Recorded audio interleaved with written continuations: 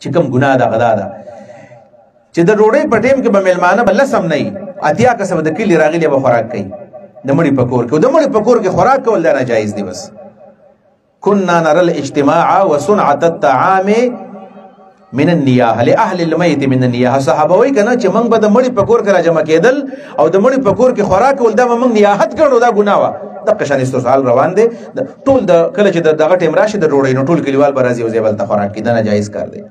که جمعه ته کدا محل کور دی بیٹک دی دا هغه سيزونه دي چې زمون خادیان دي خراب کړل کم کم زیته اور زمون غمونه خراب کړل د شریعت د تعلیماتو نه لري بوتل په دې سيزونه باندې سوچ فکر پکار دی سوچ فکر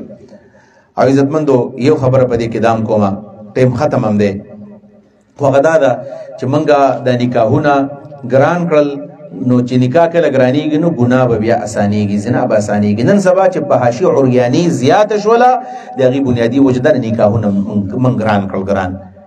یعنی بعضی خاندانونو به داسې چې دغه په باره کې مشهور د چر د دې خاندان د دې د لور تپوزه کنه کوم د سره د خلکو سره ډیر زیات دي نو داسې مکوي رسول الله مبارک صلی الله علیه وسلم فرمایي چې ایسر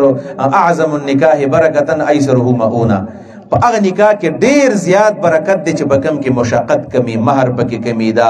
د شریعت خلاف دا کارونه پکې څومره کمی د نکاح کې برکت ډیر زیات دی نن سبا تفریق خلکو کړی دی تفریق یاره زما خاندان موږ بسره ډیر زیات بګدو بعضی جنکو خاندانونو داسې کوي بعضی د الکانو خاندانونو داسې کوي نکاحونه چې ګران شو الکانو ته پته ولګېدل چې نکاحونه نه کېږي نو بدعملیانې شروع کړلې ما ته پرون د یو کس د پنډې ټلیفون کړی په لارې باندې روانو ما غالبا دې ځای راتلم نو هغه خبره کوله چې ما واده مې دی ښځه مې کړې ده کوژدن مې شوې ده خو چې واده کوم نو هغه واده راله اوس نه راکوي یا خواښ اوس ښه راله واده نه راکوي مشکلات دي نو ما ویل ولې مشکلات دي صحیح خبرې خو نه کوله ما ورته ویل کېدای شي څه بدعملیانې به دې کړل الله به سزا درکوي نو هغه لږ زه حیران شوم چې ډاډه خبرې کولې چې ډېر غټ ګناهونه مې کړل ډېر بدعملیانې مې کړل الله به ما معاف کړي الله به دې معاف کړي په اخلاص توبه وباسه لږ د لکانو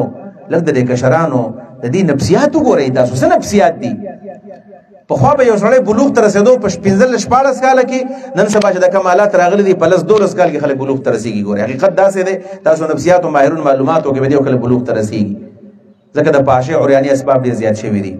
لکه په دې باندې سوچ پکار دی نکاحونه آسان کوي او چې کله نکاح آسانیږي نو الله رب کریم به بیا موږ ته ګناهونه به دا به موږ ته ګرانیږي ګناه به ختمیږي بیا او چې کله نکاحونه ګران شول او مشکل شول په دې معاشره کې بیا ګناهونه زیاتېږي دا ټیم هم ختم دی زما خو خیال چې ډېرې خبرې زما په زړه کې وي البته په اخر کې به یو خبره مختصر وکړم چې زموږ معاشره خرابه کړې ده غیبتونو زموږ معاشره زموږ مجلسونه په غیبتونو باندې آباد دي بس چې کینو غیبت علماء مجلس کی غیبت امیان مجلس کی غیبت خو چې څوک کینی دوه کسانو په دریم کس باندې سلام نمخ کې بحث شروع کړی دی رسول الله فرمایي الغیبت اشد من الزنا دا غیبت د زنا نه غټه ګناه ده او زنانو کې دا مشکل ډیر زیات دی خويندو دې ته سوچ وکړي مجلسونه د غیبت نه پاک کړي رسول الله مبارک صلی الله علیه وسلم فرمایي چې غیبت د زنا نه غټه ګناه ده امام بخاری دا حدیث نقل کړی وایي چې مغتبت منذ سمعت هذا الحديث چې دا حدیث په کله اوریدل دی بس ما غیبت پر خیر اعظم وکړي چې غیبت به پرېږدو خپل مجلسونه موږ پاکو الزام تراشیانه تجسس کول په قومونو پسې خنداګانې کول د زمنګ د معاشري اجزا جوړ شوی دي د آیتونو ته وګورئ یا ایها الذین آمنوا اے مسلمانانو ان جاءکم فاسق بنبأ کچیر تراشی تاسو ته کچیر تراوړی تاسو ته فاسق یو فاسق انسان بنبأ یو خبر فتبینوا تحقیق کوي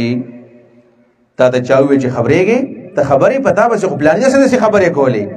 نو فورن پزله کې بغض م پیدا کوا جګړه مکه وا کنزل مکه تحقیق وکا کې دې شي دا د دروغ ویلي او د یو تبوسی ملګری کړی دی چې دلته دا تجارت روان دی چې بعضی خلک د خلکو نه پیسې غالي چې را پیسې راکې او تا ته وزه د هغې پیدا در کومه ګټه به در کومه او که دا تپوس وکړي چې دا تجارت څه دا ورته نه ښیي دا د یادو کاروبارونه حرام دي نبی علیه السلام فرمایي چې بیع ما عندک هغه شی خرڅو چې ستا سره شته د آنلاین بزنسونو باره کې خلک معلومات ډېر زیات کوي که نه د آنلاین بزنسونه دا ځکه سود دی او حرام دی ناجایز دی څومره چې دي نو په دې کې دا چې تا ته روزګار نه دی معلوم چې زیات نه زیات تاته بسوي یاره په دې موږ ټوت پیسټ خرڅو په دې کې د معدې ګولې خرڅو پلان دا ټاین مایندلې دا څومره چې دي دغه یو سوسونه به تاته ښیي بس په دې کې زه کومه ټوت پیسټ پکې خرڅوم او په دې کې صابون خرڅوم. صابون او په ټوت پیسټونو پیسې ګټلې کېږي دا د یادو کاروبارونه دي. کم څوک چې تا خپل روزګار نه ښیي دا روزګار جایز نه دی. بیع ما عندك قانون دی هغه شی به خرڅې هغه به هله چې د هغې فزیکلي شیپ موجود دی هغه شته په دې میدان باندې چې نشته دی د یادو کاروبار حرام دی. او دا آنلاین بزنسونه دی یا داسې پټ پټ روزګارونه دا په یادو باندې کېږي. تاله به دومره پیدا درکړم او داله به دومره درکړم. اسلام کې د دې هېڅ قسم حیثیت نشته. الله دې موږ د دې فتنو نه وساتي.